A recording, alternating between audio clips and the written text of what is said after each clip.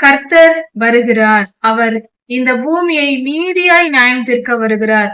அநியாயமாய் அல்ல, அக்கிரமமாய் அல்ல, பாரபட்சமாய் அல்ல, முகதாட்சணியம் பார்த்து அல்ல, எனக்கு பிடித்தவர்கள் இவர்களுக்கு இது அவர்களுக்கு அது என்று அல்ல, நீதியாய், நீதியுள்ள தேவனாய், பாரபட்சம் இல்லாதவராய், நீதியின்படி நியாயம் தீர்க்க வருகிறார்.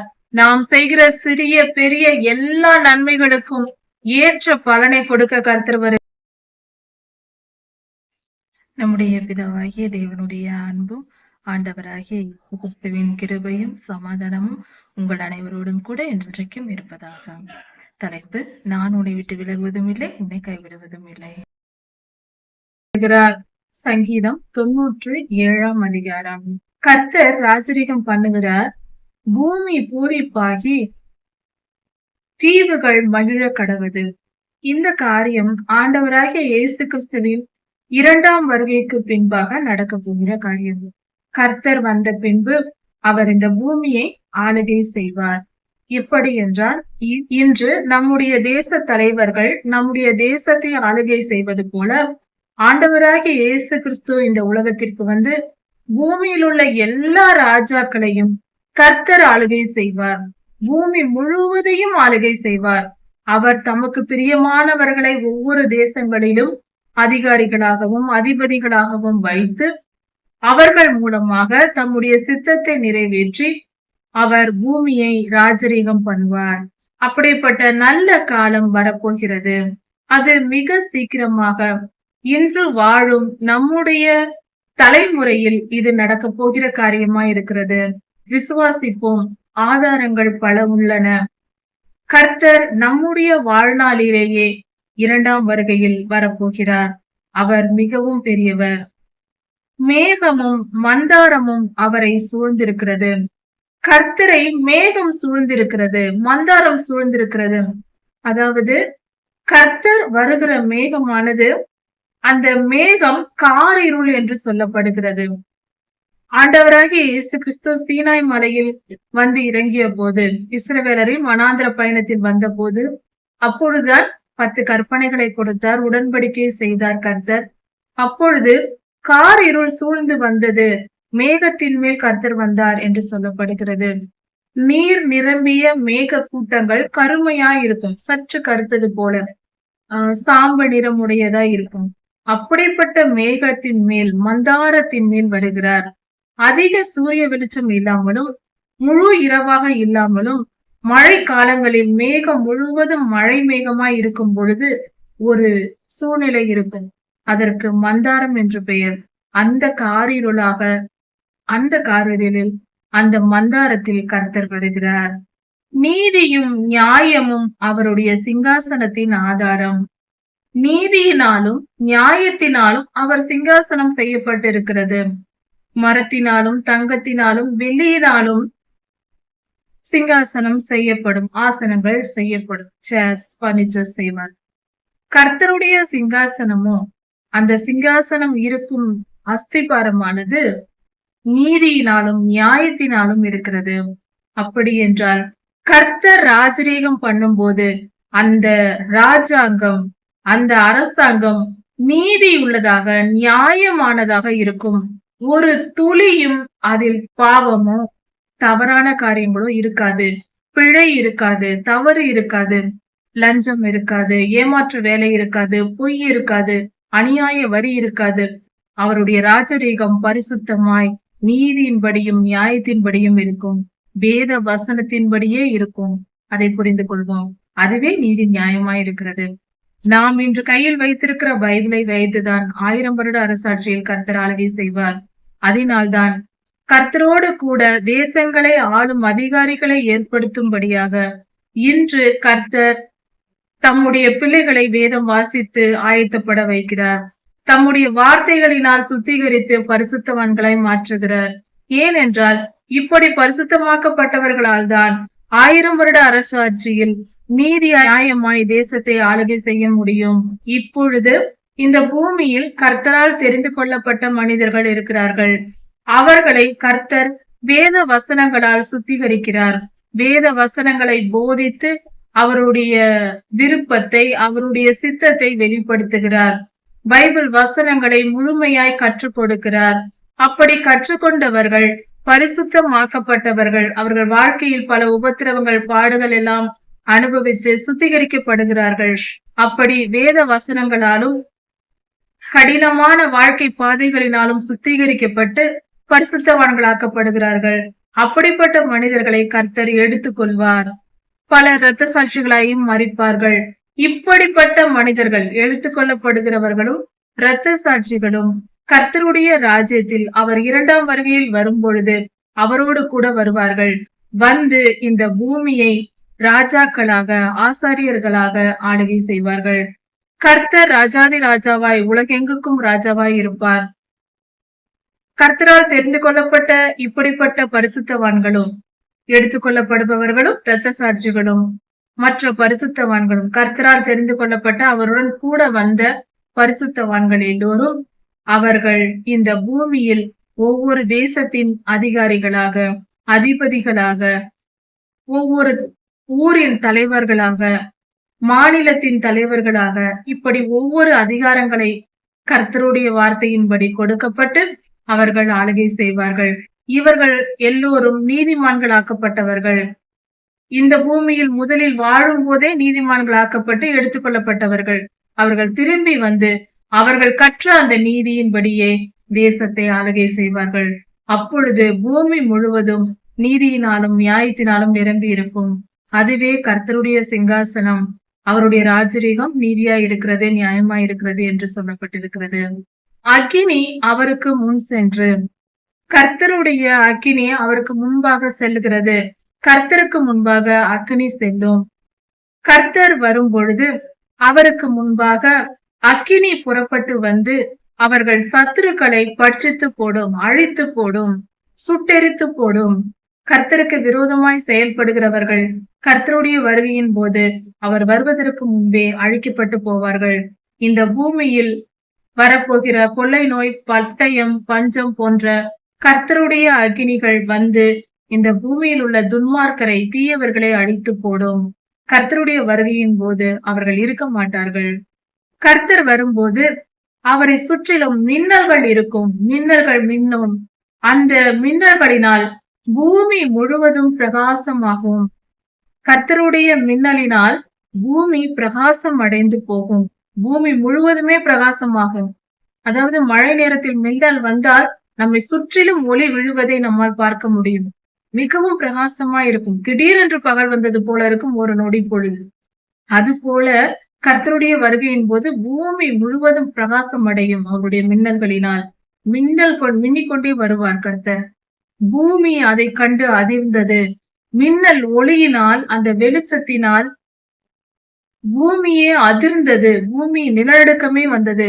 அப்படிப்பட்ட மின்னல் வருமா? கர்த்தர் மேல் அந்த மின்னல்கள் இருக்குமா? கர்த்தருடைய வருகையின் போது அவருடைய பிரசன்னத்தினால் பூமி மெழுகு போல, பர்வதங்கள் மெழுகு போல உருகிற்று. மலைகள் எல்லாம் உருகி போனதாம். மெழுகு போல உருகிற்றாம். அதாவது இமயமலை போன்ற உயர்ந்த மலை சிகரங்களில் பனி நிரம்பி இருக்கிறது, வெள்ளை மலையாக இருக்கிறது. அப்படிப்பட்ட நேரத்தில் கர்த்தருடைய வருகையின் போது மின்னல்கள் வரும், அக்கினி பட்சிக்கும் என்று சொல்லப்படுகிறது. அந்த சமயத்தில் அந்த மலைகள் எல்லாம் உருகி போகுமாம், மெழுகு போல உருக தொடங்குமாம். அதிக வெப்பநிலை உண்டாகும். கர்த்தருடைய பிரசன்னத்தினாலேயே அவைகள், சர்வ வல்லவருடைய பிரசன்னத்தினாலேயே அவைகள் உருகி போயிற்றாம். கர்த்தர் மேல் இருந்து புறப்பட்ட அந்த வெளிச்சம், அந்த வெப்பம், அதனால் மலைகளே உருகி போயிற்றாம். அந்த அளவுக்கு அக்கினி பிழம்பாய் கர்த்தர் வருகிறார். மலைகள் உருகத்தக்கதாக வெப்பம் அவரிடத்திலிருந்து புறப்பட்டு வருகிறது. வானங்கள் அவருடைய நீதியை வெளிப்படுத்துகிறது. கர்த்தர் எவ்வளவு நீதி உள்ளவர் என்பதை வானங்கள் வெளிப்படுத்துகிறது. அப்படி என்றால் வானத்தில் உள்ள சத்துவங்கள், அதாவது வான்வெளியில் இருக்கிற கிரகங்கள், செயற்கைக்கோள்கள், வான்வெளியில் இருக்கிற கோள்கள், துணைக்கோள்கள் மற்றும் மிதந்து கொண்டிருக்கிற கல் போன்ற காமர்ஸ், மீட்டியோர்ஸ் போன்ற பலவிதமான பொருட்கள் வானத்தில் மிதந்து கொண்டிருக்கின்றன. அவைகள் எல்லாம் இந்த பூமியில் விழுந்து நியாய தீர்ப்பை உண்டு பண்ணும்.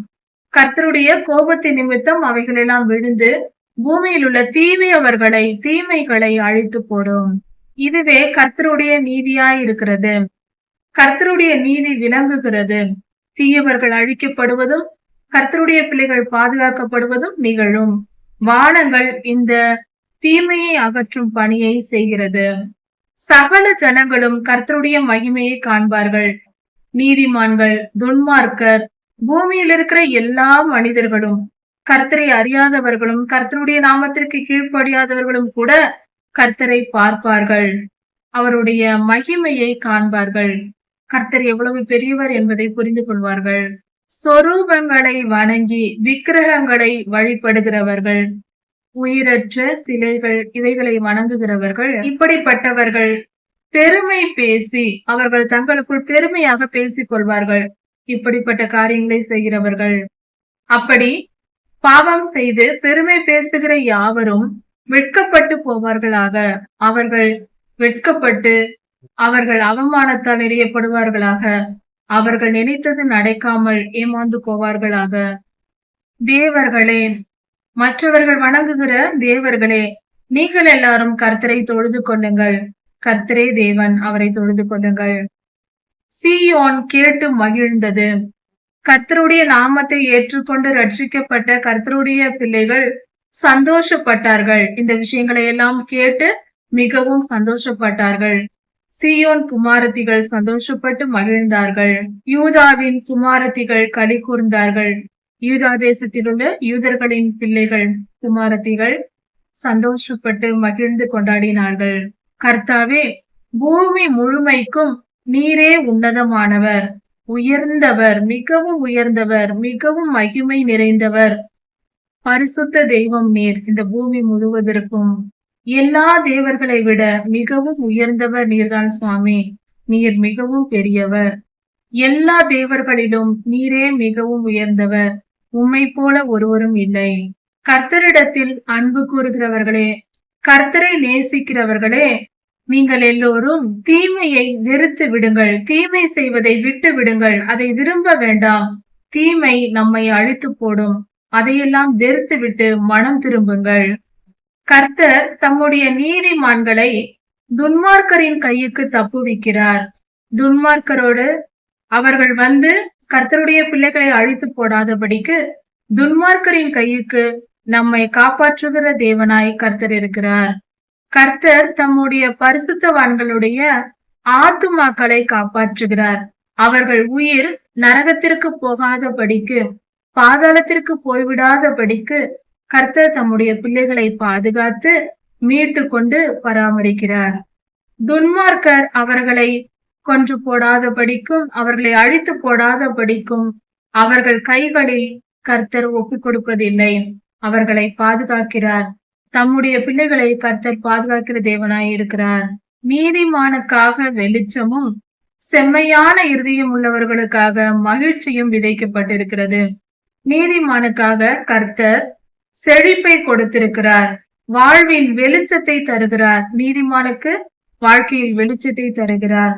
செம்மையான இருதயம் உடையவர்கள், அன்பு நிறைந்த, பிறருக்கு நன்மை செய்யும் எண்ணம் உடையவர்களே செம்மையான இருதயம் உடையவர்கள். பிறருக்கு நன்மை செய்ய ஆசையாய் இருப்பவர்கள். அப்படிப்பட்டவர்களுடைய மகிழ்ச்சியும் விதைக்கப்பட்டிருக்கிறது. கர்த்தர் மகிழ்ச்சியை அப்படிப்பட்டவர்களுக்காக வைத்திருக்கிறார். நீதிமான்களோ கர்த்தருக்குள் மகிழ்ந்து அவருடைய பரிசுத்தத்தின் நினைவு கூறுதலை கொண்டாடுகிறார்கள். கர்த்தருடைய நீதி நியாயங்களை பரிசுத்தவான்கள் கொண்டாடி மகிழ்கிறார்கள். அவருடைய நினைவு கூறுதலை கொண்டாடுகிறார்கள். கர்த்தர் எப்படியெல்லாம் நம்மை காப்பாற்றினார், எப்படியெல்லாம் நம்மை மீட்பதற்காக தம் ஜீவனை சிலுவையில் கொடுத்தார் என்று நினைத்து பார்த்து கர்த்தருக்கு மகிமையை செலுத்துகிறார்கள் கர்த்தருடைய பிள்ளைகள். சங்கீதம் 98. கர்த்தருக்கு புது பாட்டை பாடுங்கள். கர்த்தருக்கு புதிய பாடலை பாடுவோம். கர்த்தர் பெரிய காரியங்களை செய்திருக்கிறார். அவர் அதிசயங்களை செய்திருக்கிறார். கர்த்தருடைய வலது கரமும் அவருடைய புயமும், கர்த்தருடைய திருக்கரங்கள் ரட்சிப்பை உண்டாக்கினது. கர்த்தர் நமக்கு பாதுகாப்பை உண்டாக்கி இருக்கிறார். கர்த்தர் பெரியவராய் இருக்கிறார். கர்த்தர் தம்முடைய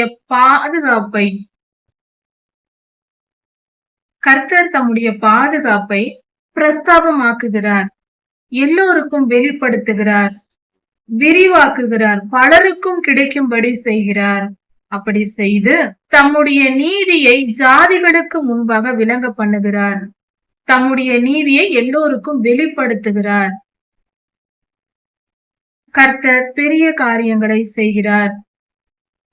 அவர் தம்முடைய பாதுகாப்பை சகல ஜனங்களுக்கும் கொடுத்து அவர்களை மீட்டுக் கொள்ளும்படியாக தம்முடைய கிரியைகளை வெளிப்படுத்துகிறார். கர்த்தர் இஸ்ரவேல் குடும்பத்துக்காக இன்று வாழும் இஸ்ரவேலராகவும், கர்த்தர் இஸ்ரவேலருக்காகவும் இன்று வாழும் எங்கும் இருக்கிற எல்லா இடங்களிலும் இருக்கிற கிறிஸ்தவர்களுக்காகவும் தம்முடைய கிருபையையும் உண்மையையும் நினைவு கூர்ந்தார். கர்த்தர் கிருபை உள்ளவர், இரக்கப்படுகிறார். நம்மேல் இரக்கப்பட்டு நம்மிடத்தில் உண்மையாய் அவர் சொன்ன வார்த்தைகளின்படி நம்மை வழிநடத்துகிற தேவனாயிருக்கிறார். அவர் உண்மை உள்ளவர். பூமியின் எல்லைகள் எல்லாம் நம் தேவனுடைய ரட்சிப்பை, பாதுகாப்பை கண்டு கொண்டது. பூமியின் எல்லைகளில் இருப்பவர்கள் எல்லாம் கர்த்தருடைய பாதுகாப்பை பெற்றுக் கொண்டார்கள். கர்த்தரை மனம் திரும்பி ஏற்றுக்கொண்டார்கள். கர்த்தரை அறிந்து கொண்டார்கள். அவருடைய நாமத்தை அறிந்து கொண்டார்கள்.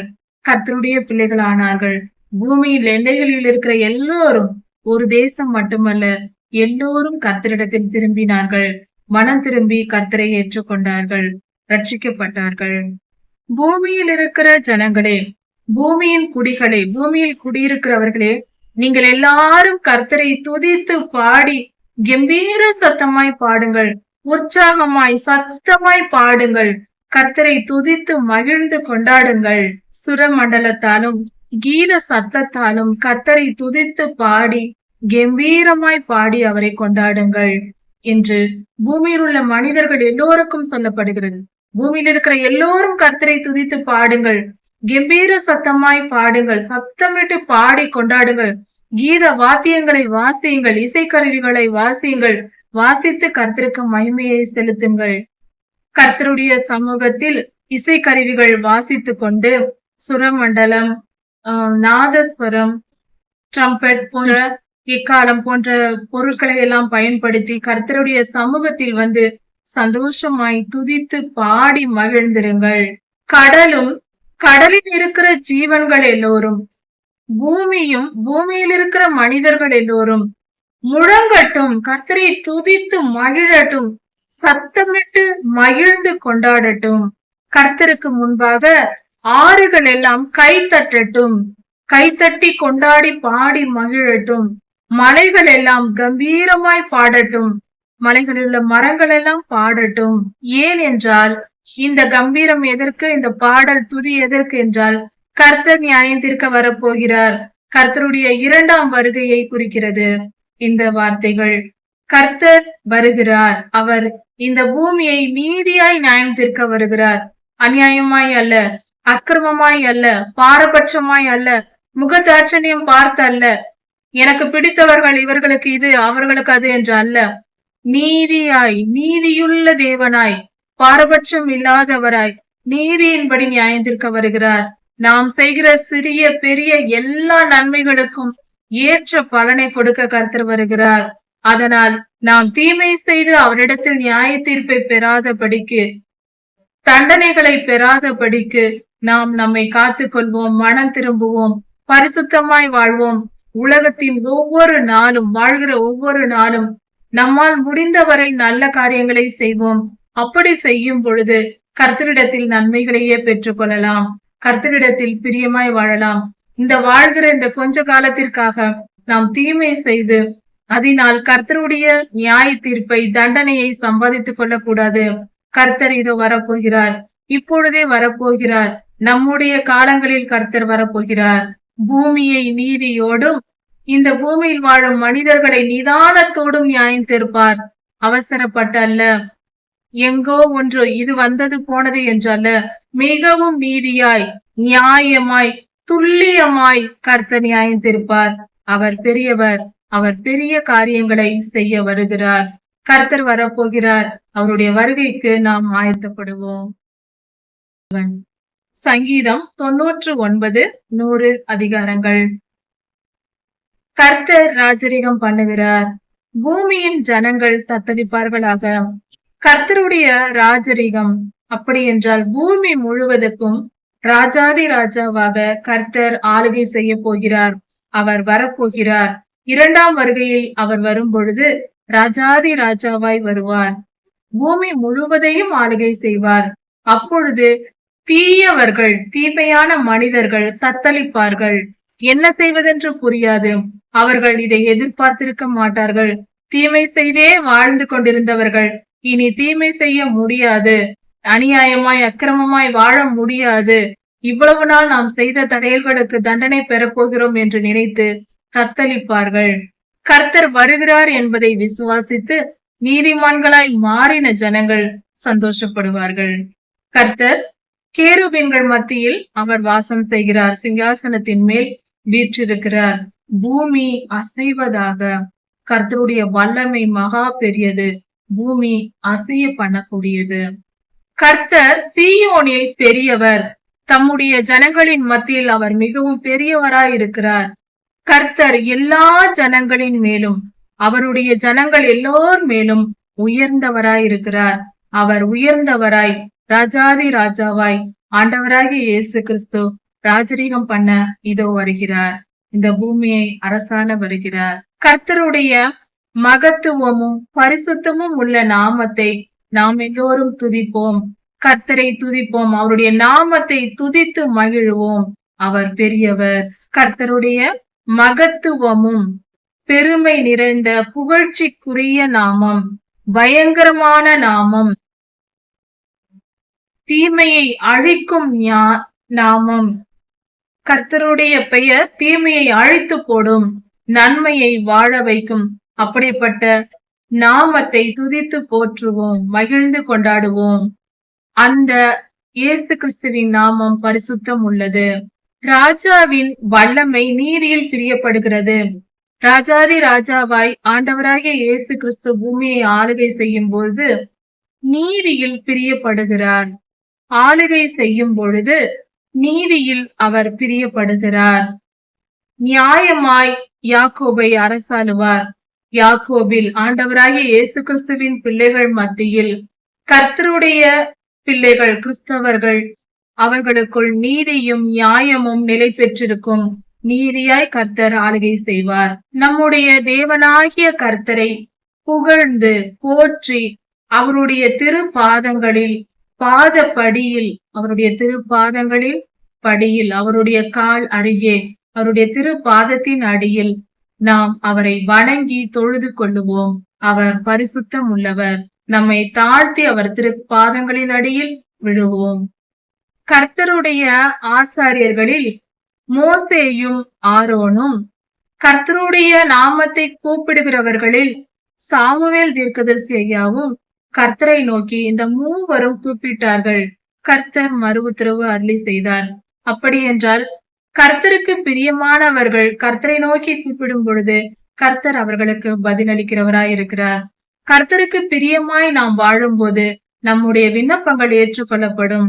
கர்த்தருக்கு பிரியமாய் வாழ்வது என்பது என்ன? அவர் வார்த்தையின்படி, வேத வசனத்தின்படி வாழ்வதே, அதை கை கொண்டு நடப்பதே. கர்த்தர் மேக ஸ்தம்பத்திலிருந்து அவர்களை கூப்பிட்டார். மேகத்திலிருந்து கர்த்தர் கூப்பிட்டார். வனாந்திர பயணத்திலே கர்த்தர் மேக ஸ்தம்பத்தில் இருந்து அவர்களை கூப்பிட்டு அவர்களுக்கு சாட்சி பிரமாணங்களையும் 10 கட்டளைகளையும் நியாய பிரமாணத்தையும் கொடுத்தார். அதை அவர்கள் பெற்றுக்கொண்டு அதன்படி அதை கை கொண்டு நடந்தார்கள். எங்கள் தேவனாகிய கர்த்தாவே, நீர் அவர்களுக்கு மறு உத்தரவு கொடுத்தீர். அவர்களுக்கு பதில் கொடுத்தீர். அவர்கள் தவறு செய்த போது அவர்களை நீர் அடித்து தண்டித்து திருத்தினாலும் அவர்களை மன்னிக்கிற தேவனாய் இருந்தீர். அவர்கள் செய்த செயல்களுக்கு தக்க பலனை கொடுத்து அவர்களை மன்னித்தீர். கொடுத்தாலும் நீர் மன்னித்தீர் சுவாமி. நம்முடைய தேவனாகிய கர்த்தரை உயர்த்தி அவரை போற்றி புகழ்ந்து அவருக்கு முன்பாக, அவருடைய பர்வதத்திற்கு முன்பாக வந்து பணிந்து கொள்ளுங்கள். அவரை வணங்குவோம். தேவனாகிய கர்த்தர் பரிசுத்தம் உள்ளவர். அவர் பரிசுத்த தெய்வமாய் இருக்கிறார். அவரை பணிந்து தொழுது கொள்வோம். அவரிடத்தில் சரணடைவோம். அவருடைய ஆளுகைக்கு நம்மை ஒப்பு கொடுப்போம். கர்த்தருடைய வழிகளில் நடக்க நம்மை நாம் அர்ப்பணித்து அவருடைய பாதத்தில் சரணடைவோம். சங்கீதம் 100ஆம் அதிகாரம். பூமியின் குடிகளே, கர்த்தரை கெம்பீரமாய் பாடுங்கள். கர்த்தரை துதித்து எல்லோரும், பூமியில் உள்ள மனிதர்கள் எல்லோரும் கர்த்தரை துதித்து பாடுவோம். மகிழ்ச்சியோட கர்த்தருக்கு ஆராதனை செய்து கர்த்தரை ஒவ்வொரு நாளும், ஓய்வு நாளிலும் பண்டிகை நாட்களிலும் கர்த்தரை சேர்ந்து கர்த்தருடைய தேவாலயத்திற்கு சென்று மகிழ்ச்சியோடு சந்தோஷமாய் உற்சாகமாய் கர்த்தரை துதித்து பாடி மகிழ்வோம். கர்த்தருக்கு மகிமையை செலுத்துவோம். கர்த்தரைக்கு மரியாதையை செலுத்துவோம், கனப்படுத்துவோம். ஆனந்த சத்தத்துடன் அவர் சன்னதி முன் போவோம். ஆனந்த சத்தத்தோடு அவருடைய சன்னதியில் வந்து சேருவோம். அது கர்த்தருக்கு பிரியமாய் இருக்கிறது. கர்த்தருடைய பிள்ளைகள் ஆனந்தமாய் சந்தோஷமாய் கர்த்தரை துதித்து பாடி மகிழ்ந்திருக்க வேண்டும். அவர் சன்னதிக்கு சந்தோஷமாய் வர வேண்டும். கர்த்தரே தேவன் என்று அறியுங்கள். அவர் ஒருவரே தேவன், அவரே தேவன் என்று நாம் அறிந்து கொள்ள வேண்டும். நாம் அல்ல, அவரே நம்மை உண்டாக்கினார். நம்மை உண்டாக்கினவர் கர்த்தரே. நம்மை நாம் உருவாக்கி கொள்ளவில்லை. நம் வாழ்க்கையை நாம் நிர்ணயித்துக் கொள்ளவில்லை. நாம் எந்த நாளில் பிறக்க வேண்டும், எந்த ஊரில், எந்த குடும்பத்தில் பிறக்க வேண்டும், நம்முடைய உருவம் என்ன, நம்மளுடைய குணம் என்ன, நம்மளுடைய செயல்கள் என்ன, நம் வாழ்நாள் எவ்வளவு, எப்பொழுது பிறக்க வேண்டும், எப்பொழுது மரிக்க வேண்டும், இதையெல்லாம் நாமாக ஏற்படுத்தவில்லை. நம்மால் உருவாக்கப்பட்டது அல்ல. கர்த்தரே நம்மை உண்டாக்கினார். இவை எல்லாவற்றையும் நிர்ணயித்தது அவர்தான். நம்மை உண்டாக்கி நமக்கு ஆவி, ஆத்துமா, சரீரத்தை உருவாக்கி கொடுத்து இந்த காலத்தில், இந்த ஊரில், இந்த குடும்பத்தில் நம்மை பிறக்க வைத்து நம் வாழ்வை இப்படிதான் இவள் வாழ வேண்டும், இவன் வாழ வேண்டும் என்று நிர்ணயித்து இன்ப துன்பங்களை அனுமதித்து அப்படி வாழ வைத்து நமக்கு ஜீவனை கொடுத்தது போலவே அதை எடுக்கவும் அதிகாரம் பெற்றவராய் ஒரு நாளில் அதை எடுக்க போகிறவரும் அவரே. அப்படி இருக்க அவருக்கே நாம் மகிமை செலுத்த வேண்டும்.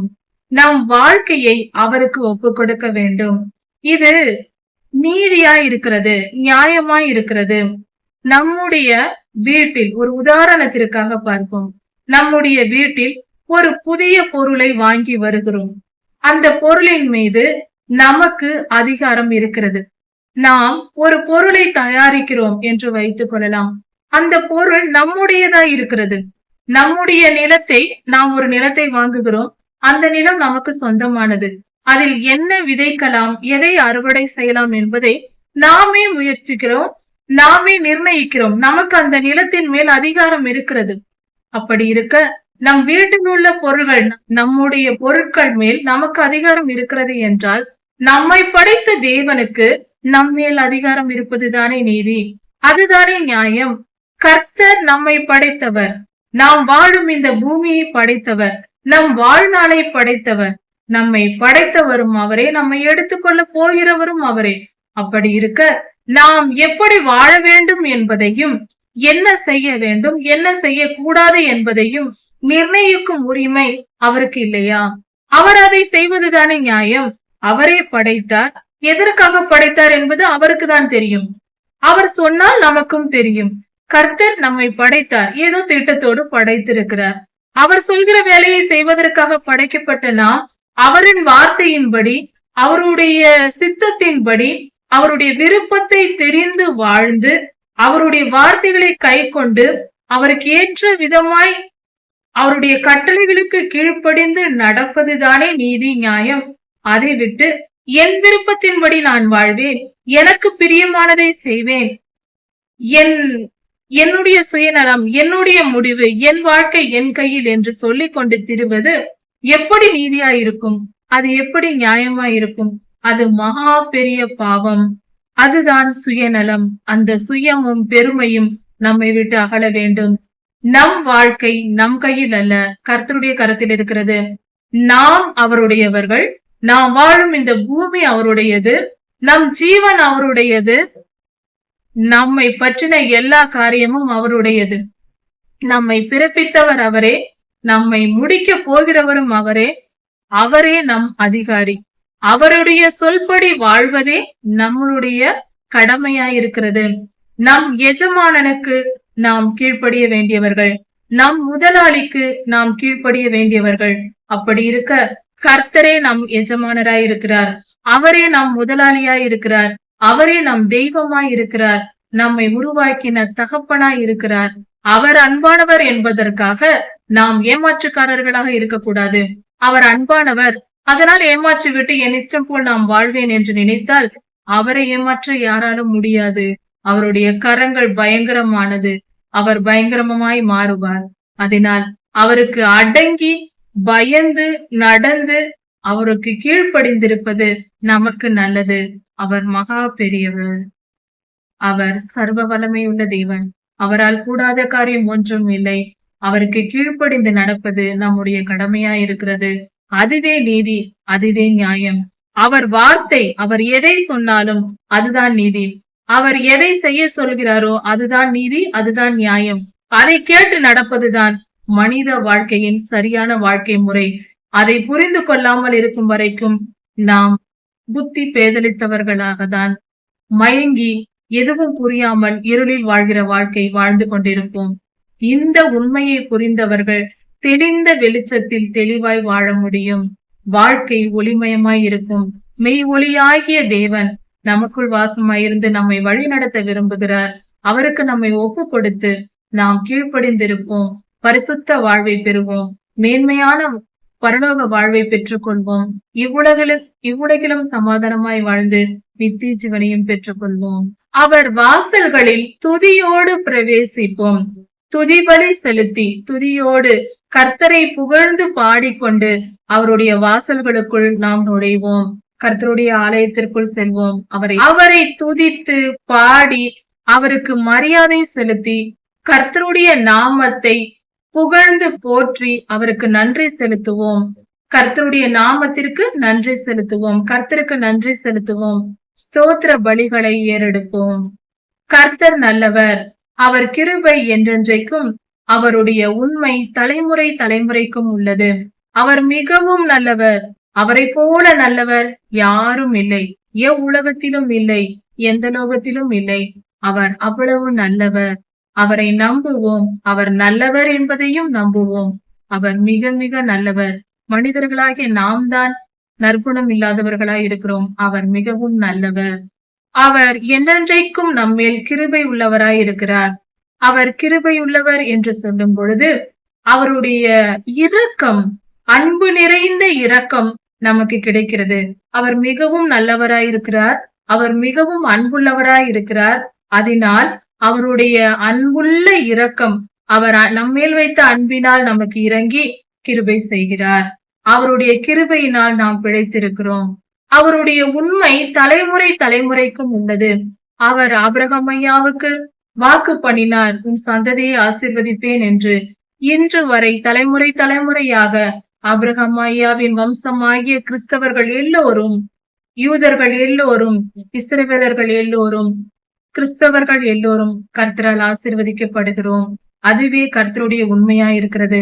அது தலைமுறை தலைமுறைக்கும் உள்ளது. கர்த்தர் மிகவும் நல்லவர். அவர் மகா பரிசுத்தர். அவரை போல ஒருவர் வேறொருவர் எங்கும் இல்லை. அவரை விசுவாசிப்போம். அவர் என்றென்றும் நம்மை பார்த்து கொண்டிருக்கிறார், நம்மை கவனித்துக் கொண்டிருக்கிறார். அவர் எங்கோ நாம் எங்கோ இல்லை, ஒன்றாக தான் இருக்கிறோம். அவர் பார்வையில் தான் இந்த பூமி இருக்கிறது. அவர் பார்த்துதான் கொண்டிருக்கிறார். அவர் பார்த்து கொண்டிருக்கும் போதுதான் நாம் வாழ்ந்து கொண்டிருக்கிறோம். அவர் பார்வையின் நிழலில் தான் நாம் வாசம் செய்து கொண்டிருக்கிறோம். அவரை நாம் மகிழ செய்வோம். அவருக்கு பிரியமாய் நடப்போம். நாமும் மகிழ்ந்திருப்போம். சங்கீதம் 101 அதிகாரம். கர்த்தரை துதித்து பாடுவேன். கர்த்தருடைய இரக்கத்தையும் அவருடைய நியாயத்தையும் சொல்லி பாடுவேன். கர்த்தர் எவ்வளவு நீதியுள்ளவர், நீதியாய் மனிதனை ஆளுகை செய்கிறார் என்பதையும், அவருடைய நியாயங்கள் எப்படி இருக்கிறது என்பதையும் நான் பாடலாய் பாடி கர்த்தரை துதிப்பேன், அவரை கீர்த்தனம் பண்ணுவேன் என்று இந்த பாடலை பாடியவர் தாவீது ராஜா. உத்தமமான வழியிலே விவேகமாய் நடப்பேன். உத்தமம் என்றால் என்ன? உத்தமம் என்பது தவறாமல் வாழ்வது, தவறு செய்யாமல் ஒரு செயலை செய்வது. தவறில்லாமல், பிழை இல்லாமல், சரியாக, மிக சரியாக அந்த வேலையை செய்வது, பர்ஃபெக்டாக செய்வது என்று சொல்வது. அப்படி செய்வதை உத்தமம் என்று சொல்வது.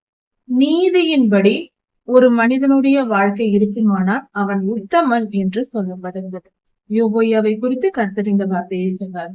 யோபு உத்தமனாய் இருந்தார் என்று சொல்லப்பட்டிருக்கிறது. அதுபோல நீதி நியாயங்களை விட்டு விலகாமல் உத்தமமாய் நடப்பது, தவறாமல், நீதி தவறாமல், நியாயம் தவறாமல், நீதியின் பாதையில் நடப்பதே உத்தமம் என்பது. அப்படிப்பட்ட உத்தமமாய் நடக்க வேண்டும் என்றால் அதற்கு விவேகம் தேவை.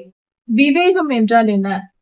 புத்தி, அறிவு, ஞானம் இந்த மூன்றோடும் சேர்ந்து காலத்தை அறிகிற அறிவையும் அறிந்து வைத்திருக்க வேண்டும். புத்தி என்பது பிறப்பினால் ஒரு மனிதனுக்கு கிடைக்கிற அறிவு. அறிவு என்பது அந்த புத்தியோடு கூட மனிதனுடைய வாழ்க்கையில் அவன் பிறக்கும் போது இருந்த புத்தியோடு கூட அவன் வாழ்க்கையின் அனுபவங்கள், கல்வி அறிவு போன்ற காரியங்களால் சேர்வது, அதை சேர்ந்து அதோடு கிடைக்கக்கூடிய அறிவையும் சேர்த்தால் அது அறிவு என்று சொல்லப்படுகிறது. அதற்கு அடுத்ததாக ஆவிக்குரிய மண்டலத்தையும் அந்த அறிவோடு கூட ஆவிக்குரிய மண்டலத்தை அறிகிற அறிவையும் பெற்றிருந்தால் அது ஞானம் என்று சொல்லப்படுகிறது. இப்படி ஞானத்தை பெற்ற மனிதர்கள் ஞானி எனப்படுவார்கள்.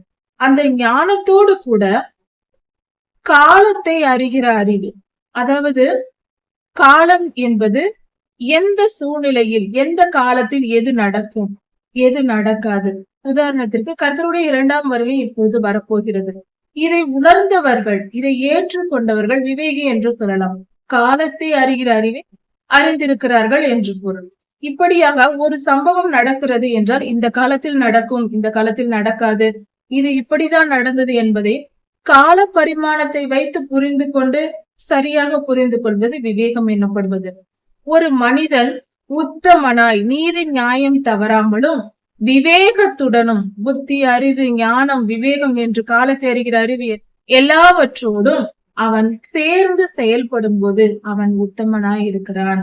அப்படிப்பட்ட வழிகளில் நான் நடப்பேன் என்று தாவீது ராஜா இங்கு பாடியிருக்கிறார். அவர் உத்தமனாய் நடந்தார். நீதி நியாயம் தவறாமல் சரியாக, மிகச் சரியாக, பர்ஃபெக்டாக வாழ்ந்தார். விவேகத்துடனும் வாழ்ந்தார். எப்பொழுது என் வீட்டில் வருவீர்? கர்த்தாவே, எப்பொழுது என் வீட்டிற்கு நீர் வருவீர்? அப்பொழுது நான் உத்தம இருதயத்தோடு உம்மிடத்தில் நடந்து கொள்வேன் என்று தாவீது ராஜா எழுதியிருக்கிறார். என் வீட்டிற்கு எப்பொழுது வருவீர் என்று கர்த்தரை கேட்டிருக்கிறார். எங்களிடத்தில் எப்பொழுது வருவீர்? எங்கள் வீட்டில் நான் உண்மையாய் இருந்து உம்மிடத்தில் உத்தம இருதயத்தோடு நடந்து கொள்வேன். எங்களிடத்தில் எப்பொழுது வருவீர் என்று கேட்டிருக்கிறார். இது கர்த்தருடைய 1ஆம் வருகைக்கு முன்பாக சுமார் 800 வருடங்களுக்கு முன்பாக எழுதப்பட்ட சங்கீதமா இருக்கிறது. கர்த்தருடைய முதல் வருகையை குறித்தே தாவீது ராஜா அப்படி எழுதியிருக்கிறார். எப்பொழுது எங்களிடத்தில் வருவீர்? கர்த்தருடைய வருகைக்காக உலகம் காத்து கிடந்தது. அப்பொழுது அவர் ஆண்டவராய் இயேசு கிறிஸ்துவாய் பெத்லகேமிலே வந்து பிறப்பார் என்றும் அவர் நம்மை ரட்சிப்பார் என்றும் இஸ்ரவேலர்கள் எல்லோரும் காத்து கிடந்தார்கள். அப்பொழுது எழுதப்பட்ட சங்கீதம் இது. இப்படியாக கர்த்தர் எப்பொழுது வருவார்? நான் உத்தம இருதயத்தோடு, என் வீட்டில் உத்தம இருதயத்தோடு உம்மிடத்தில் நான் நடந்து கொள்வேன் ஆண்டவரே என்று பாடியிருக்கிறார். நாமும் கூட கர்த்தருடைய 2ஆம் வருகைக்காக நாம் காத்திருக்கிறோம். முதல் வருகை வந்தது, முடிந்தது, எல்லாம் நடந்து முடிந்தது. கர்த்தர் வந்து விட்டார். ஆனால் 2ஆம் வருகை இப்பொழுது இருக்கிறது. கர்த்தருடைய வருகைக்காக நாம் ஆயத்தப்பட்டு, தாவீது ஐயா எப்படி கர்த்தருடைய இருதயத்திற்கு ஏற்ற மனிதனாய் வாழ்ந்தாரோ அதே போல நாமும் கர்த்தருடைய இருதயத்திற்கு ஏற்றவர்களாக உத்தம இருதயத்தோடு, உண்மையோடும், நீதியோடும், நியாயத்தோடும் நாம் நடந்து கர்த்தருடைய வழிகளில் நடந்து நாம் காத்திருக்க வேண்டிய காலமாயிருக்கிறது. உத்தம வழியை தெரிந்தெடுத்து உத்தமமாய் வாழ வேண்டும். அப்பொழுதே கர்த்தரை நாம் சந்திக்க முடியும். தீங்கான காரியத்தை என் கண் முன் நான் வைக்க மாட்டேன். கர்த்தாவே, தீங்கான காரியங்களை, தீமையான காரியங்கள், தீங்கு என்பது என்ன? சுயநலத்தோடும் பெருமையோடும் பாவம் செய்கிறது. எந்தவித பாவமும் தீங்காய் இருக்கிறது. அதை என் கண் முன் வைக்க மாட்டேன் ஆண்டவரே என்று ஜெபிக்கிறார். அப்படியானால் நம்முடைய கண் முன் எதுவும் இருக்கக்கூடாது, பாவம் இருக்கக்கூடாது, பாவத்தை நாம் நினைவில் வைக்க கூடாது, நம்மால் நேசிக்கப்படக்கூடாது, அதை வெறுக்க வேண்டும். பாவத்தையும் தீங்கையும் வெறுத்து தள்ள வேண்டும். பரிசுத்தத்தையும் நீதியையும் நியாயத்தையும் நாம் நாடி தேட வேண்டும். அப்படி நாம் செய்யும் பொழுது நாம் கர்த்தருடைய இருதயத்திற்கு ஏற்றவர்களாயிருப்போம். கர்த்தாவே, நீதியின் பாதையில் நடக்கிறவர்கள் அப்படி நடக்காமல் வழி விலகி போகும்போது அவர்களை நான் வெறுக்கிறேன். நீதி தவறி நடக்கிறவர்களுடைய வழிகளை வெறுத்து அவர்களை விட்டு நான் விலகி போகிறேன். அவர்களோடு நான் சேர்ந்திருக்க விரும்பவில்லை. அவர்களோடு நான் உறவாட விரும்பவில்லை. அவர்களை விட்டு நான் வழி விலகி போகிறேன் கர்த்தாவே. இதுவே கர்த்தருக்கு பிரியமா இருக்கிறது. நீதியின்படியும் நியாயத்தின்படியும் கர்த்தருக்கு பிரியமாய் வாழ்கிறவர்களோடு சேர்ந்து வாழும் போதே நம்முடைய வாழ்க்கையும் பரிசுத்தமாய் இருக்கும். நாம் பாவம் செய்யாதிருந்தாலும் பிறரோடு சேர்ந்து இருக்கும் போது பாவிகளோடு நாம் ஐக்கியம் கொள்ளக்கூடாது. அது கர்த்தருக்கு அருவருப்பானது. வழி விலகுகிறவர்களின் செய்கைகளை நான் வெறுக்கிறேன். நீதி நியாயம் என்னும் உம்முடைய வழிகளை விட்டு விலகுகிறவர்கள் யாராயிருந்தாலும் அவர்களுடைய செயல்களை நான் வெறுக்கிறேன் கர்த்தாவே. அது என்னை பற்றாது. அவர்கள் வழிகள் என்னை வந்து தொற்றிக் கொள்ளாது. அவர்களோடு பழகி அவர்களோடு நான் சேர்ந்திருக்கும் பொழுது நானும் அப்படிப்பட்டவர்களாய் என் வாழ்வும் அப்படியாக மாறி போக நேரிடும். அதற்கு நான் இடம் கொடேன். அவர்களை விட்டு நான் விலகி விடுவேன். மாறுபாடான இருதயம் என்னை விட்டு அகல வேண்டும். மாறுபாடான இருதயம் என்பது மாற்றி மாற்றி முடிவெடுப்பது, மாற்றி பேசுவது, மாற்றி செய்வது. மாறுபாடான இருதயம் என்பதை தெளிவாக புரிந்து கொள்ள வேண்டும். நம் இருதயம் ஒரு நிலையில் இருக்க வேண்டும். எப்பொழுதும் நீதியை தியானித்து நிதானத்தோடு நீதியோடு நியாயத்தோடு வாழ வேண்டும். அதை விட்டு மாறி மாறி நாம் வாழும்போது மாறுபடும் போது இன்று நீதியாய் இருப்பது ஒரு சந்தர்ப்ப சூழ்நிலை மாறும்போது, ஒரு நெருக்கடி வரும்போது, ஒரு நெருக்கமான சூழ்நிலை வரும்போது தவறு செய்து விடுவது, இப்படிப்பட்ட காரியங்கள் கர்த்தருக்கு அருவருப்பானது. மாறுபடுகிற இருதயம் நமக்குள் இருக்கக்கூடாது.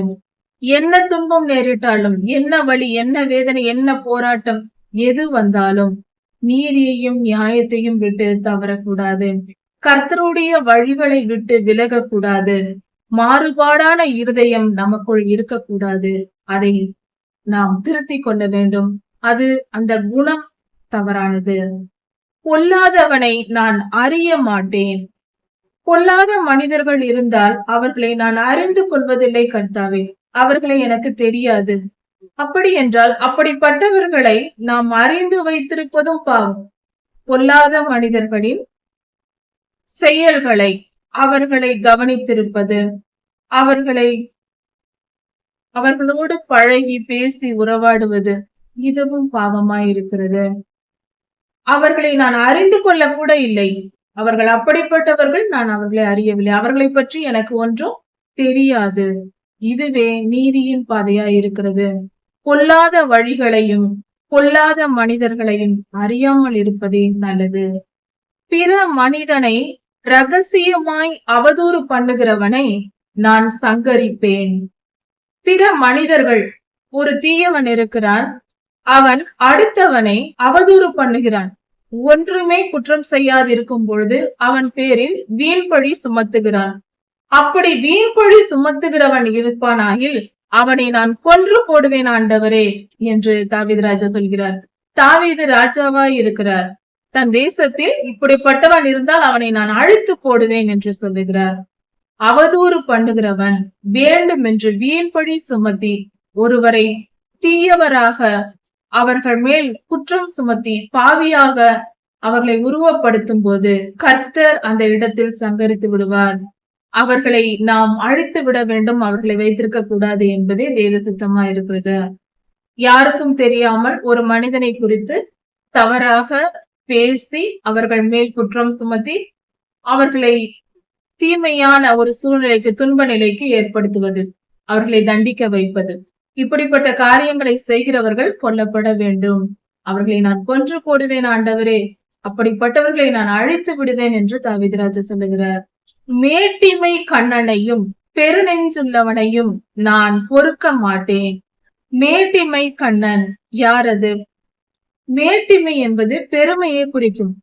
மேட்டிமை கண்ணன் என்றால் மேன்மை பாராட்டுகிறவன், பெருமை பேசுகிறவன், தற்பெருமை பேசி திரிகிறவன், தான் திறமைசாலி, தான் மிகப்பெரிய மனிதன், தான் மிக உயர்ந்தவன், தான் நீதிமான் என்று தன்னை குறித்து மேன்மை பாராட்டுகிறவன், பெருமை பேசிக் கொள்ளுகிறவன் கர்த்தருக்கு அருவருப்பானவன். அப்படிப்பட்ட மனிதனை நான் பொறுத்து கொள்ள மாட்டேன் ஆண்டவரே என்று தாவீது ராஜா சொல்லுகிறார். அப்படிப்பட்டவனை நான் பொறுக்கவே மாட்டேன். தன்னைத்தான் மேன்மைப்படுத்திக் கொள்வது. ஒரு மனிதன் உயர்ந்தவனாய் இருந்தால் அதை மற்றவர்கள் பார்த்து புகழ்ந்து இவன் உத்தமன், இவன் நீதிமான் என்று சொல்ல வேண்டும். தன்னைத்தான் புகழ்ந்து கொள்வது அருவருக்கத்தக்கது. அது பாவமான செயல். அது கர்த்தருக்கு அருவருப்பானது. பெருமை என்பது எல்லா பாவத்திற்கும் அடித்தளமாக, ஆணித்தரமாக ஒரு ஆணிவேர் போன்ற செயலாய் இருக்கிறது. பெருமை கர்த்தர் அருவருக்கிற முக்கியமான காரியம். அந்த பெருமை நம்மிடத்தில் இராதபடிக்கு நம்மை சுத்திகரித்துக் கொள்ள வேண்டும். அற்பமான மனிதர்கள் நாம் அதை உணர்ந்திருக்க வேண்டும்.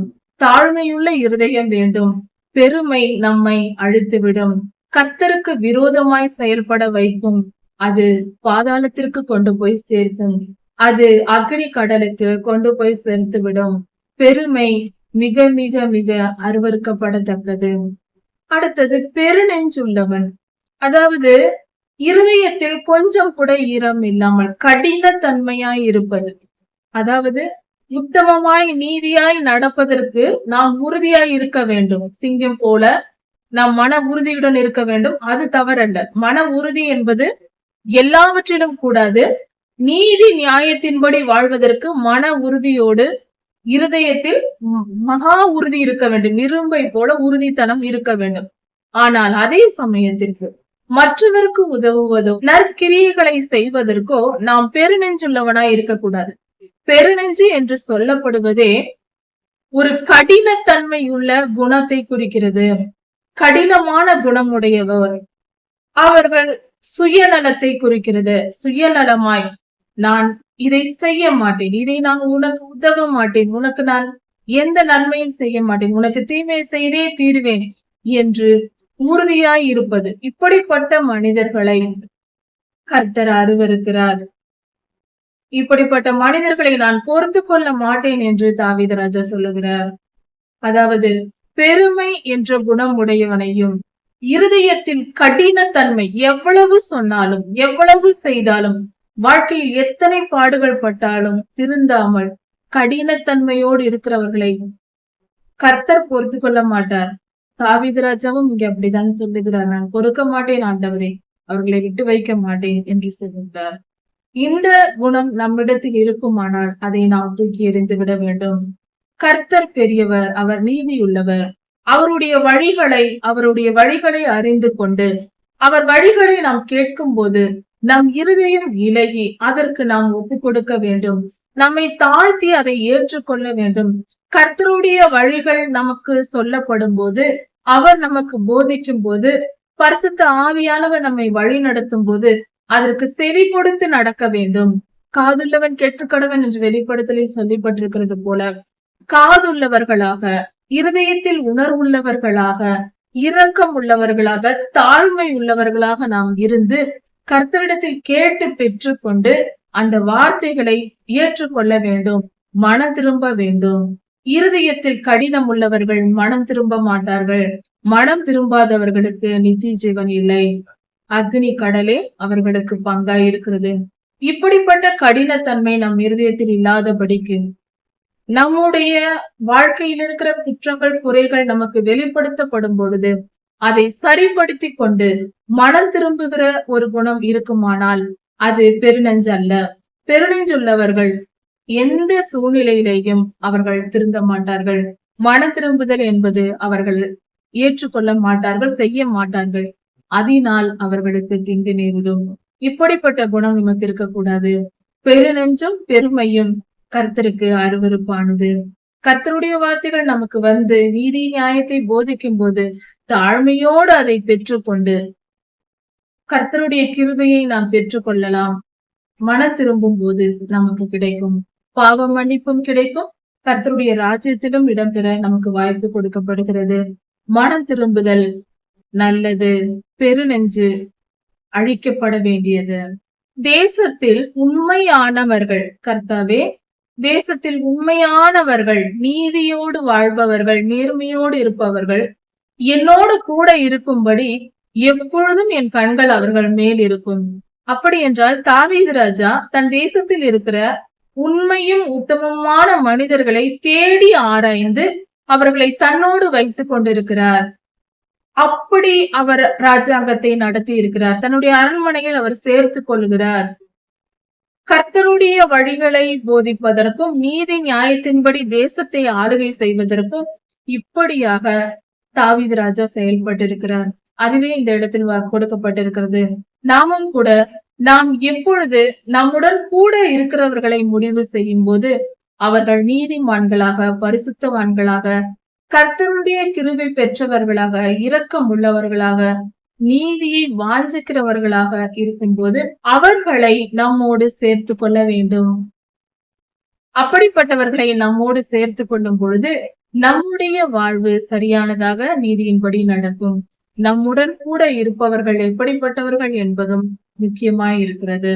உத்தமமான வழிகளில் நடக்கிறவன் என்னை சேவிப்பான். என்னிடத்தில் வேலை பார்க்கிறவர்கள், எனக்கு உதவியாக வேலை செய்கிறவர்கள் உத்தமமானவர்களாய் இருக்கும்படி நான் அப்படிப்பட்டவர்களை தேர்ந்தெடுப்பேன். உத்தமர்கள் என்னிடத்தில் சேவிப்பார்கள். என் வேலையாட்கள் உத்தமமானவர்களாய் இருக்கிறார்கள் என்று தாவீது ராஜா சொல்லுகிறார். நாமும் கூட நம்மிடத்தில் வேலை செய்கிறவர்கள், நமக்கு உதவியாக இருப்பவர்கள், நாம் யாருக்கு உதவி செய்ய விரும்புகிறோமோ அல்லது நமக்கு உதவி ஆட்களாக தேர்ந்தெடுக்கிறோமோ அப்படிப்பட்டவர்கள் நம்முடன் இருப்பவர்கள் எப்பொழுதும் உண்மையானவர்களாக, உத்தமமானவர்களாக இருக்கும்படி நாம் பார்த்து கொள்ள வேண்டும். அப்படி செய்வது நமக்கு நல்லது. கபடு செய்கிறவன் என் வீட்டிற்குள் இருப்பதில்லை. கபடம் உள்ளவன், கபடம் என்றால் நம் முகத்தில் நம்மிடம் பேசும்போது ஒரு காரியத்தை சொல்வார்கள், ஆனால் அவர்கள் உள்ளத்திலோ அதற்கு எதிர்மறையான கருத்துகள் இருக்கும். ஒரு காரியத்தை செய் என்று நம்மிடத்தில் சொல்வார்கள், ஆனால் அதை செய்தால் நமக்கு ஆபத்து என்று அவர்களுக்கு தெரிந்திருக்கும். ஆனாலும் தவறான வழியில் நம்மை நடத்துவார்கள். அதுவே கபடமாய் இருக்கிறது. செயல்களில் பொய்யாய் இருப்பதே கபடம் என்று சொல்லலாம். நம்முடைய செயல்கள் உண்மையானதா இருக்க வேண்டும். நாம் இது சரி என்று சொல்லும் போது அது சரியாக இருக்க வேண்டும். நமக்கு நன்றாக தெரிந்தே ஒரு ஆபத்தான ஒரு சூழ்நிலையில் அது ஆபத்து என்று தெரிந்தும் அவர்களை தள்ளிவிடுவார்கள். இப்படிப்பட்டவர்களே கபடமானவர்கள். அப்படிப்பட்ட கபடம் உள்ளவர்கள் என் வீட்டில் இருப்பதில்லை. கர்த்தாவை, என் வீட்டிற்குள் அப்படிப்பட்டவர்களை நான் சேர்க்கவே மாட்டேன் என்று கர்த்தர் சொல்லுகிறார். பொய் சொல்லுகிறவன் என் கண் முன் நிலை நிற்பதில்லை. பொய் பேச்சு பேசுகிறவன் என் முன்னே நிற்காதபடிக்கு அவனை நான் விலக்கி விடுவேன். என் முன்னால் அவன் நிற்க கூட கூடாது. பொய்யை நான் அவ்வளவாய் வெறுக்கிறேன் என்று தாவீது ராஜா சொல்லுகிறார். இது தாவீது ராஜாவுக்கு மட்டுமல்ல, நம்முடைய வாழ்க்கையிலும் இப்படிப்பட்ட கொள்கைகளை நாம் பின்பற்றும் பொழுது நம்முடைய வாழ்க்கை சமாதானமாய் இருக்கும். கபடு செய்கிறவர்கள், பொய் பேசுகிறவர்கள், உத்தமமாய் நடக்காதவர்கள், இப்படிப்பட்டவர்களை நம்முடன் வைத்திருக்க கூடாது. உண்மை உள்ளவர்களாகவும் நேர்மையானவர்களாகவும் உண்மையை பேசி நன்மையை செய்கிறவர்களோடு நாம் சேர்ந்திருக்கும் பொழுது நம்முடைய வாழ்க்கை சமாதானம் உள்ளதா இருக்கும். கர்த்தருக்கு பிரியமான வாழ்க்கையா இருக்கும். அது நாமும் உத்தமமாய் நடப்பதற்கு அது உதவியா இருக்கும். அப்படிப்பட்ட மனிதர்களோடு நாம் இருப்பது நமக்கு நல்லது. நம் சூழ்நிலையை இப்படியாக ஏற்படுத்திக் கொள்ள வேண்டும். அக்கிரமக்காரர்கள் யாவரும், எல்லாவித அக்கிரமம் செய்கிறவர்கள், அது எந்தவித அக்கிரமமாய் இருந்தாலும் சரி, அக்கிரமமாய் நடக்கிறவர்கள். அப்படி என்றால் என்ன? அக்கிரமம் என்றால் கிரமமாய் நடக்காமல் அக்கிரமமாய் நடப்பது. சட்ட திட்டத்திற்கு, அதாவது நீதியின் சட்ட திட்டங்களுக்கு, கர்த்தருடைய சட்ட திட்டத்தை மீறி நடப்பது. கிரமமாய் நடக்காமல் மீறி நடப்பதே அக்கிரமமாய் இருக்கிறது. அப்படிப்பட்ட அக்கிரம செய்கைக்காரர்கள் உண்மையை பேச வேண்டும் என்றால் பொய் பேசுவது, ஒரு சாதாரண நீதியாய் நடக்க வேண்டும், நேர்மையாய் பண விஷயத்தில் எந்தவித செயல்களாய் இருக்கட்டும், உண்மையாய் அன்போடு எல்லோருடனும் நடக்க வேண்டும் என்றால் கடினமாய் நடப்பது, பலவித காரியங்கள், எல்லாவித மீறுதல்களும் அக்கிரமமாய் இருக்கிறது. நீதி தவறுதலே அக்கிரமம். கர்த்தருடைய வழியை மீறி நடப்பதே அக்கிரமமாய் இருக்கிறது. இப்படிப்பட்ட அக்கிரமமாய் நடக்கிறவர்கள் தேசத்தில் இராதபடிக்கு அதிகாலமே எழுந்து நான் சங்கரித்து போடுவேன், அதிகாலையிலே எழுந்து அவர்களை எல்லாம் நான் கொன்று போடுவேன் ஆண்டவரே என்று தாவீது ராஜா சொல்லுகிறார்கள் என்று தாவீது ராஜா சொல்லுகிறார். அப்படி என்றால் அக்கிரமக்காரர் கர்த்தருடைய தேசத்தில் இராதபடிக்கு நான் அழித்து போடுவேன். அக்கிரமம் செய்கிறவர்கள் கர்த்தருடைய ராஜ்யத்திற்குள் பிரவேசிக்க முடியாது. அது மட்டுமல்ல, கர்த்தருக்கு அருவருப்பானவர்கள். கர்த்தர் அவர்களை வெறுக்கிறார். கர்த்தர் வெறுக்கிற மனிதனோடு நாம் சேர்ந்திருக்க கூடாது.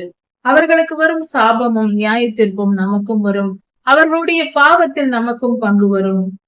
பாவம் செய்கிறவன் அவர்களோடு இருக்கும் பொழுது நாமும் பாவத்திற்கு பங்குள்ளவர்களாகி விடுவோம். அந்த பாவத்தில் பங்கு நமக்கும் வந்துவிடும். நம்முடைய செயல்களையும் அதில் சேர்த்து விடுவார்கள். அதனால்தான் துன்மார்க்கரோடும் அக்கிரமக்காரரோடும் பாவிகளோடும் நாம் சேரக்கூடாது என்று வேதத்தில் சொல்லப்பட்டிருக்கிறது. சங்கீதம் 1 அதிகாரத்தில் சொல்லப்பட்டிருக்கிறது. துன்மார்க்கருடைய ஆலோசனையில் நடவாமலும் பாவிகளுடைய வழியில் நில்லாமலும் பரியாசக்காரர் உட்காரும் இடத்தில் உட்காராமலும் கர்த்தருடைய வேதத்தில் இரவும் பகலும் தியானமாயிருக்கிற மனிதன் பாக்கியவான் என்று. இப்படியாக நாம் கர்த்தருடைய வேதத்தை தியானித்து இரவும் பகலும் கர்த்தருடைய வழிகளில் நடந்து அதை தியானித்துக் கொண்டே இருக்க வேண்டும். துன்மார்க்கரோடும் பாவிகளோடும் அக்கிரமக்காரர்களோடும் அநியாயக்காரர்களோடும் பரியாசக்காரர்களோடும் நாம் சேரக்கூடாது. இந்த வேத பகுதி, இந்த சங்கீத அதிகாரம் முழுவதும் நமக்கு இதைத்தான் போதிக்கிறது. கர்த்தர் நல்லவர். அவர் எவ்வளவு நல்லவரோ அதே போல மனிதராய் பிறந்த அவருடைய பிள்ளைகள் என்று சொல்லிக் கொள்கிற நாமும் நல்லவர்களாக இருக்க வேண்டும், பரிசுத்தமானவர்களாய் இருக்க வேண்டும், நீதிமான்களாய் இருக்க வேண்டும் என்று கர்த்தர் விரும்புகிறார். கர்த்தர் விரும்புகிற அந்த நீதி நியாயம் என்பது நம்முடைய வாழ்க்கையிலும் இருக்க வேண்டும். அப்பொழுதே நாம் கர்த்தருக்கு பிள்ளைகளாக அவருடைய ராஜ்யத்தில் பங்கு பெற முடியும், அவருக்கு சுதந்திரவாளியாக முடியும். கர்த்தர் நல்லவர், அவர் கிருபை என்றும் உள்ளது. கர்த்தர் உங்களை ஆசீர்வதிப்பாராக. இதன் தொடர்ச்சியை அடுத்த செய்தியில் பார்க்கலாம். மாரநாதா.